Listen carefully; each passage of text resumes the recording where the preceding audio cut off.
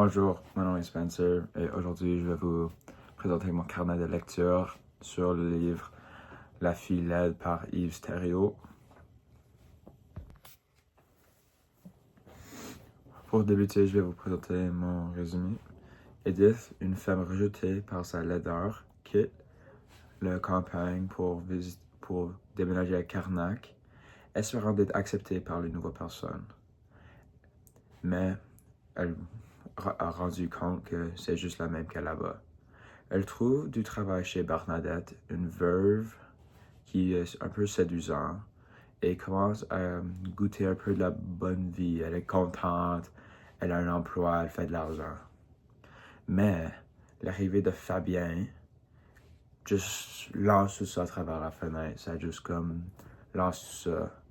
Il tombe amoureux d'Edith, qui est vraiment un bon plat.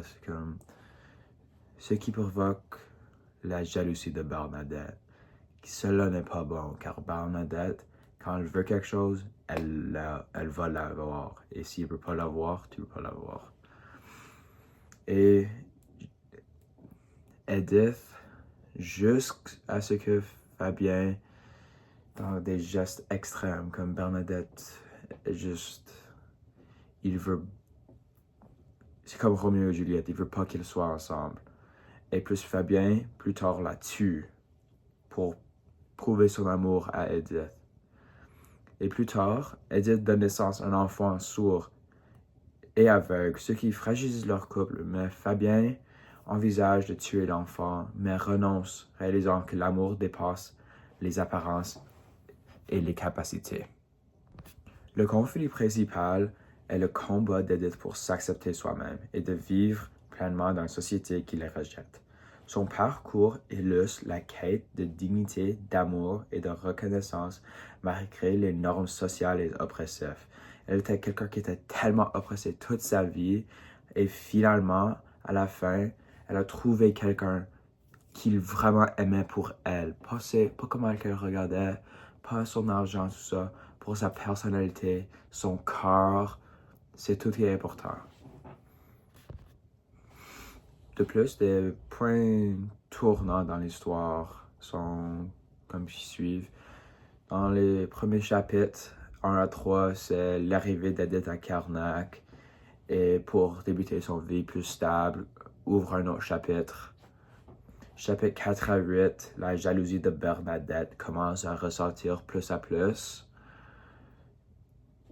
Chapitre 9 à 13, la meurtre de Bernadette par Fabien. Fabien l'assassine pour montrer son amour. Chapitre 15, la naissance de l'enfant handicapé. L'enfant, comme je dis, est sourd et aveugle, ne peut pas entendre ou voir.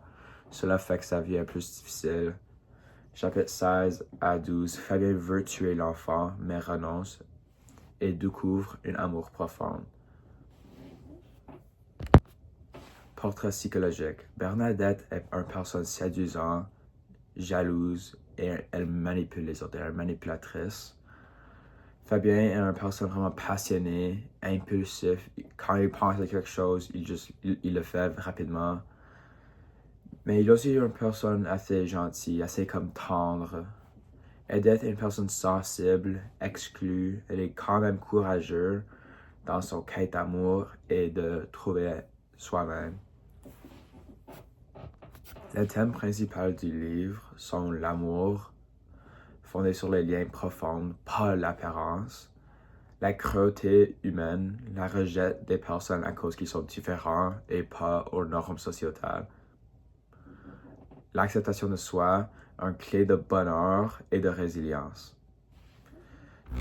Pour moi, j'ai trouvé une citation vraiment importante. Je te vois belle.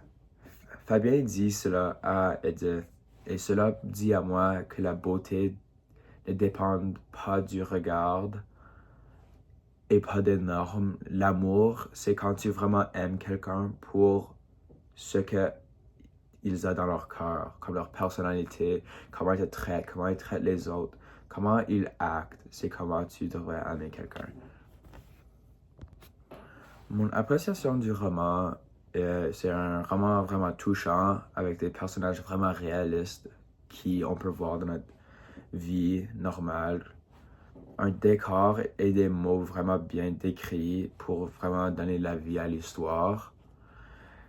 Certains aspects sont un peu sexistes, mais je crois que c'est plus une façon de comme nous éviter de trouver cette parcours et d'aller dans le bas chemin. Le message universel du roman, selon moi, le roman montre malgré la discrimination, l'amour et le bonheur sont possibles grâce à l'acceptation de soi. Ce message résonne dans plusieurs contextes, comme les communautés LGBTQ+, ils sont un groupe très discriminé dans la société de nos jours, et quand même, ils sont très résistants et ils sont vraiment courageux. Merci pour écouter.